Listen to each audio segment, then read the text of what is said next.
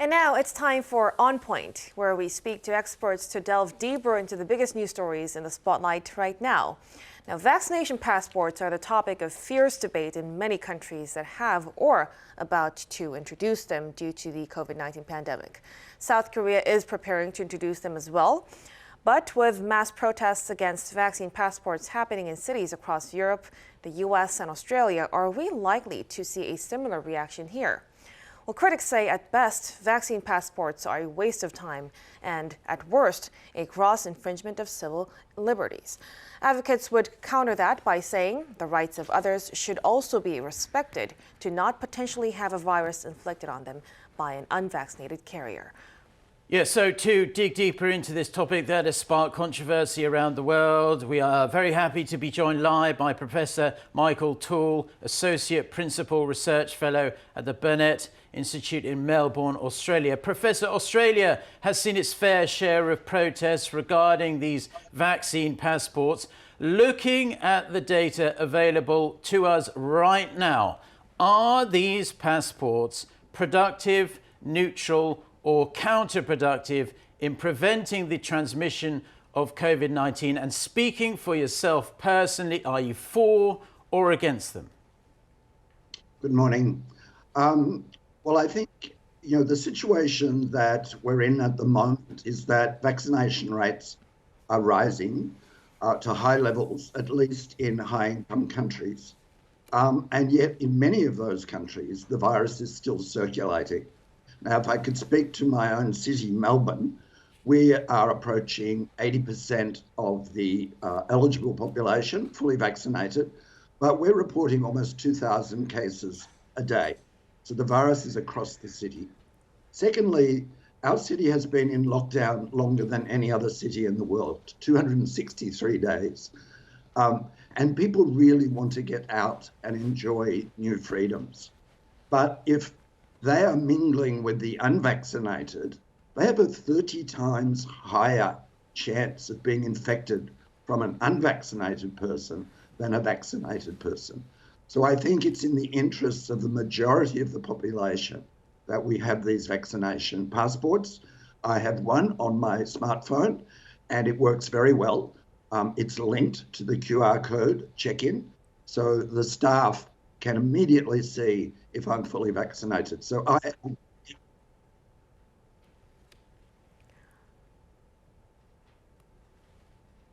I think we're seeing... If you wouldn't mind repeating what you just said there, it cut off for the last 20 seconds or so. You were saying yes. What you thought of them personally.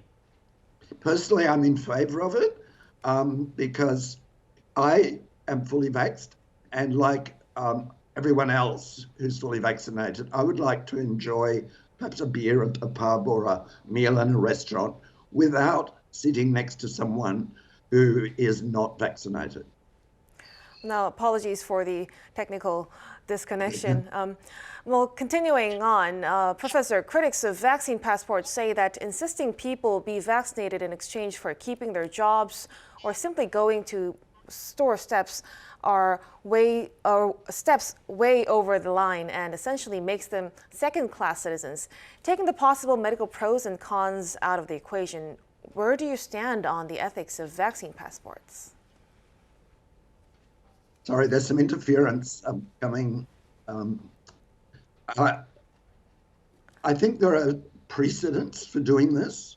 For example, in just about every country in the world, we have to wear a seatbelt when we drive or wear a helmet when we ride a motorbike. We're not allowed to smoke indoors. And the reason we do that is, one, for our own protection in the case of a seatbelt, but also to reduce the pressures on our health system from people being injured in car accidents. As for smoking, I don't think that means smokers are second-class citizens, but it's important that the staff and other customers in an indoor setting are protected from the cigarette smoke.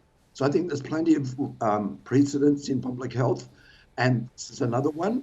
Keep in mind, if you go to some countries in the world, you have to have proof that you're vaccinated against yellow fever. So I think This is part of the principle of protecting most of the population.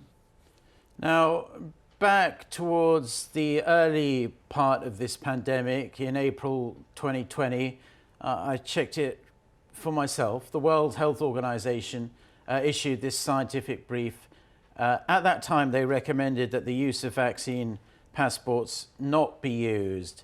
And if we go back even just a few months, the notion of things like vaccine mandates, even booster shots, used to be shrugged off by many as mere conspiracy theories.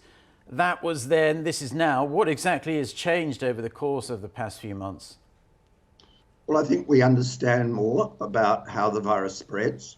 Secondly, we have this Delta variant, which is dominating the world. It spreads more easily and can quickly overcome health systems, particularly in poorer countries. So I don't know what the WHO's current position is, but I think in terms of travel, international travel, that they would be supportive of making sure when people cross international borders, they are fully vaccinated, and therefore they're preventing the introduction or the reintroduction of the virus into countries that may not be able to cope. Now, here in Australia, we have a state-based government system. Some states with very few COVID cases have closed their interstate borders to states like the one where I live. And I think it's in their interest too to insist on a vaccine passport if people from my state, where the virus is spreading comprehensively, to keep the virus out of those other states. So I think as for boosters, when vaccines were first rolled out, we did not know how long the immunity would last. That was impossible to tell from the clinical trials. Now, from countries that started vaccinating early, like Israel, the UK, and the US, we know that after 5 or 6 months, immunity wanes against infection. But it's still very good at keeping you out of hospital. So the reason for a booster is not so much to protect the individual, because they're still protected from severe illness, but to keep people from spreading the virus. And keep in mind, if a vaccinated person is infected, they have a lot of virus in their throat. So they can still spread it to the unvaccinated, for example, children. So I think we'll see boosters rolling out pretty soon. In Australia, we will start next month. Okay, and finally, Professor, there are also privacy issues regarding vaccine passports, which are almost exclusively in a digital format. They're installed on smartphones, meaning an individual's movements can be tracked round the clock. Now, on top of that, there are also concerns about personal data being stolen or leaked. What, if anything, could be done to prevent such overreach or data breaches?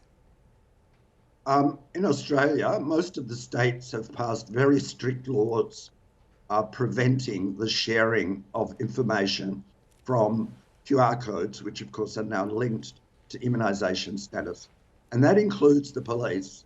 The police are not allowed to use that data in the investigation of a crime. So I think it's up to each jurisdiction to make sure there are very good laws in place to prevent breaches of privacy. The other thing, of course, is the technology. And the technology has to be sure safe.